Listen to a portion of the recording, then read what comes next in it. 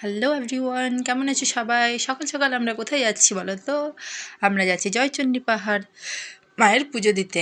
দিভাই এসেছিলো, তো দিভাই, উষা, দীপক সবাই এসছে, তো ভাবলাম যে জয়চণ্ডী পাহাড় থেকে পুজো দিয়ে আসি। আর এখানে আমরা আমুল কুল খাচ্ছিলাম বসে। তারপর চলে গেলাম এই যে পাহাড়, এতগুলো সিঁড়ি ভেদ করে আমরা ওপরে উঠতে উঠতে আমাদের পা ব্যথা হয়ে গেছে, কিন্তু বাচ্চাদের পা ব্যথা হয়নি। বাচ্চারা তো আমাদের আগে উঠে হাজির।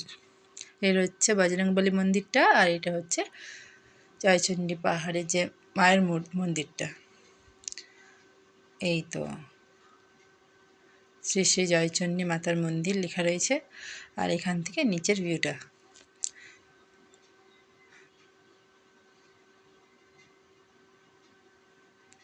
এই যে মায়ের মূর্তি। বেশিক্ষণ ওখানে ছবি তুলতে দেয়নি, কারণ ওখানে বারণ ছিল ছবি তোলা।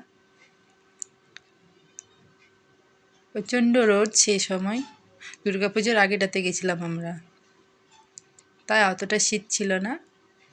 আর এই যে নামার সময়, তারপর ফেরার পথে তো খিদে পাবেই, তাই আমরা রেস্টুরেন্টে খাওয়া দাওয়া করে বাড়ি ফিরলাম।